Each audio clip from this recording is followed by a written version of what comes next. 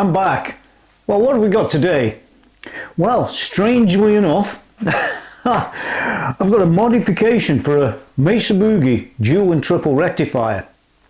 And this modification, there are a number of them are kicking around, actually from Tubes and Stuff, which is where I got this board from. There's a link down below where you can go and see all about it and see how to fit it. And you can even go and buy one off Reverb. And I bought this one just like you would, so don't think I'm something different or special, because I'm not. Yeah, so why did I buy it? Anybody who's got one of these, a dual or triple rectifier, will know that when you switch channels you get a bit of a pop. Sometimes it's a loud pop. Doesn't matter, it's what it is, it's par for the course. Every man and his dog has the pop when you flip channels. You know, when you use the foot pedal that it comes with. And some of them, a bit like this one, doesn't always work too well, I have to say. And that's the thing. So, I spoke to a friend I've got named Alex from Tubes and Stuff. And he's like one of these designer types. You've seen him before, techie and all the rest of it, but he's a great guy, very helpful.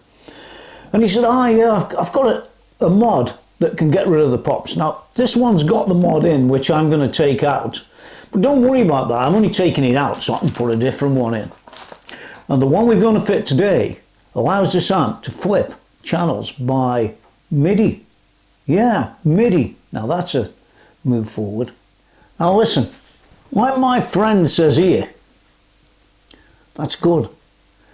And he said, well, when you've got it flipping by MIDI, it'll be as quiet as I am when I'm flying around. You know, a bit of a fly-by-night. Now honestly, there is one thing you can absolutely rest assured of on this channel. I'm a bit down to earth, but there is one thing missing.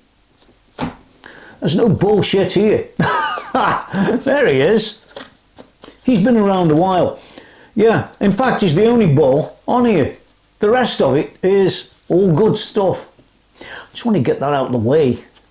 So here we are with a triple rectifier. I think this one's about 2010 or something like that. Yeah, something like that. I'm not really too worried about that. I've got the kit, which I'll show you a little bit about. And I've even got fitting instructions. Now you can download these things from the internet, from Alex. He's got all the info. It's all good. Listen, if I can do it, anybody can do this, but don't go and kill yourself, will you? Because I can't be blamed for that. If you can't do it, don't do it. But if you can, well, it's no big deal. Now, you're modifying your amp a little bit, but I'm going to change the way I modify mine very slightly to how he's modified his. He's done it a different way than me. His is a permanent mod, and mine could be a temporary mod, or permanent, depending on how you set it up. Anyway, more of that later. Let's have a quick look at the kit. Okay, well, as you can see there, you've got the main board. Yeah, all very nice. You've got 4 little standoffs. You've got some tie wraps for the wires and things like that. And you've also got a little MIDI, what shall we call that? Well, a MIDI port, we'll call it that, and we can fit that in 1 or 2 places. You can actually fit it in a number of ways, and it's entirely down to you what you really do. Okay, well, what I'm going to do right now is I'm going to get this out of its case and take this back panel off and do 1 or 2 things, and I'll be back in a moment. Well, here I am down here. Yeah, that didn't take long. 4 screws and you're flipping the thing out. And this is a pretty chunky amp. This is one that I actually did 1 or 2 fixes on at the time, a while back, and replaced all the tubes and all the rest of it. So there was a lot of work done. And like I said, I did fit a board that reduced the pop, but it didn't completely get rid of the pop. So one of the things now is to let's get things as we want it. We don't want it popping, but we do want it to be able to change channels, and it seems to me that the MIDI board is probably a good answer. So I'm going to flip this over.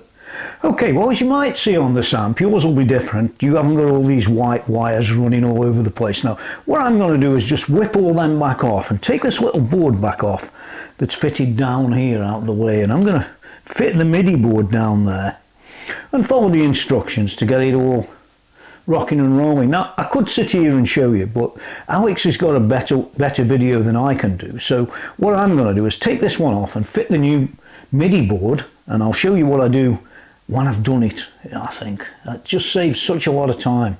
So bear with me, let me go away right now and get this one out. I'll be back. Oh, one last thing, if you are coming in here, just make sure you know what you're doing, and do get rid of all the voltages in these things.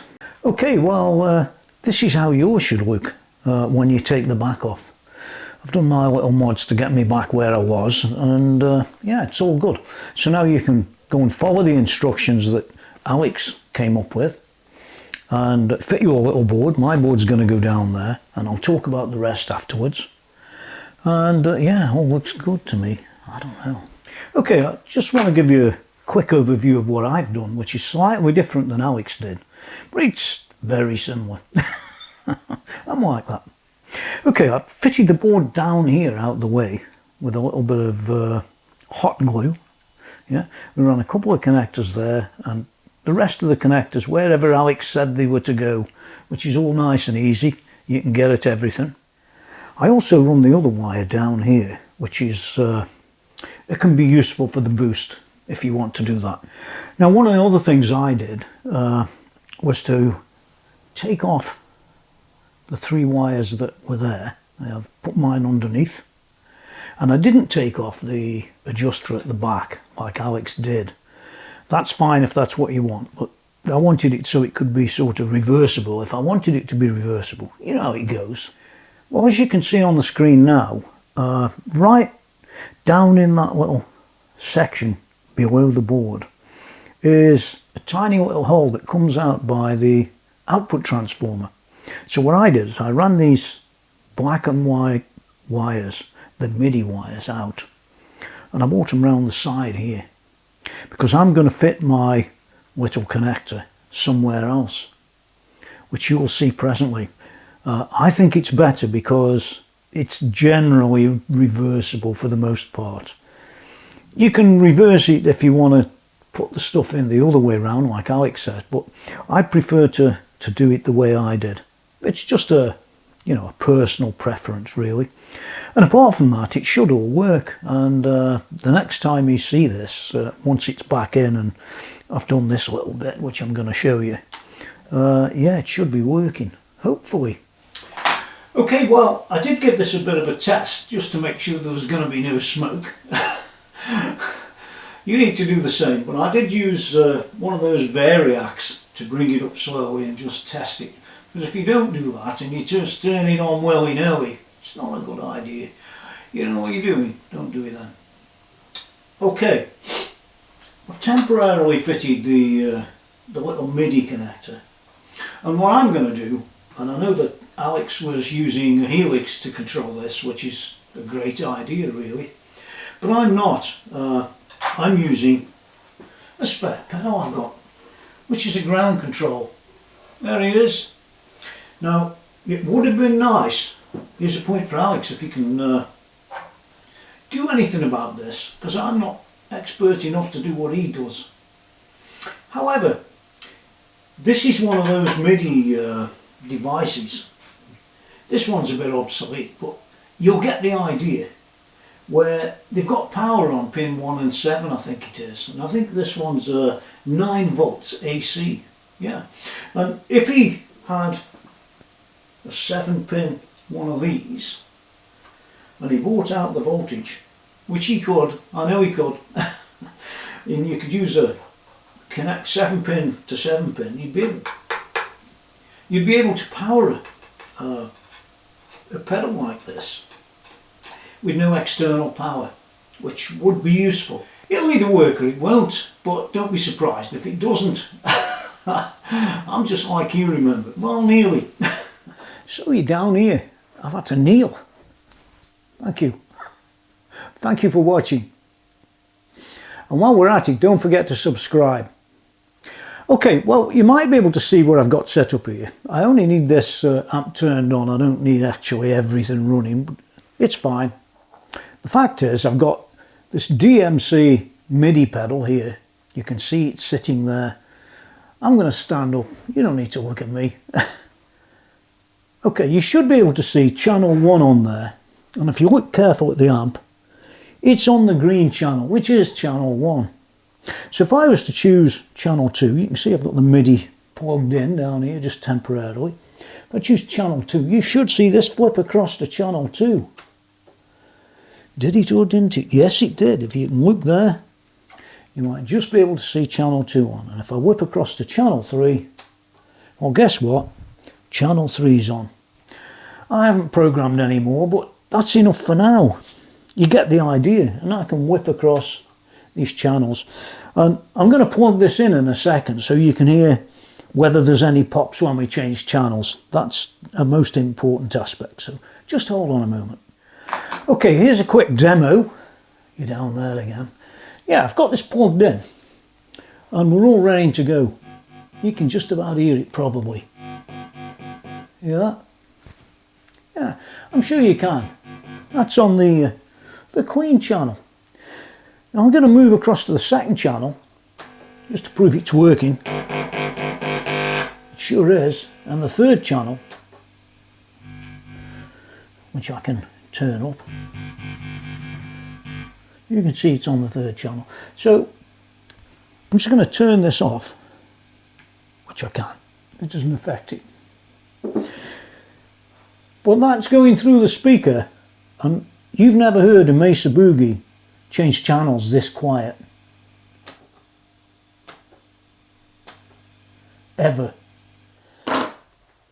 Okay, well, the project isn't complete. I'm going to finish it off and put this connector where it can go. You might like where that's going to go, rather than ripping the back of the amp. But one of the things I do believe, I think I'm right in saying this, is if you're not using MIDI, you can actually use the original pedal.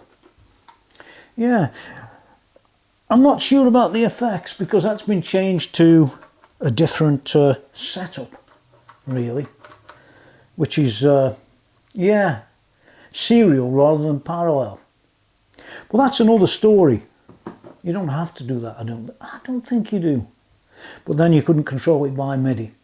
Now do remember that if you convert it to serial rather than parallel for that loop, that if you haven't got a connector in there, yeah, you're not going to hear anything. Okay, well, you get the idea. I don't know every avenue of this yet, but it does certainly work under MIDI for what I need. It might not for you. But the thing is, I'm going to fit this back in its case now and then fit the MIDI connector and the rest of it. I'll show you what I did with that. I think my idea is quite reasonable, assuming I can do that. I might have to change it later or not. Depends what you want, I guess. Okay, well, here we are back. And what I did was I brought my little wire along this route. I showed you the hole just at the side of the transformer, and I ran the two wires out. What the plan is to bring it along like so, and then up into this this thing. So it's much easier and nicer, I think, to drill this in the right place and fit this through there, because it will work. Just keep the wires away from the tube and you should be fine. Okay, well, your hole should look something like that one. And it should just fit very nicely in there so that we can mount this up here. Miles away from anything else, up here. And you can just plug your MIDI into there. I'm going to go and fit that now, and I'll be back in a moment. Okay, here we are at the end of a very long road. And here is the Mesa Boogie. This one's a triple rectifier, and if you care to have a look across the front, and hopefully you can read what's on there, maybe or not. There's channel 1, there's channel 2, and there's channel 3, and I sincerely hope they're working. They probably are. I can't see them from here. But you get the idea. and you can program all the things in there. Now whether Alex will improve on that or not, I don't know. All I do know is that it does work, and it's so quiet, even plugged into an amp, which you heard earlier.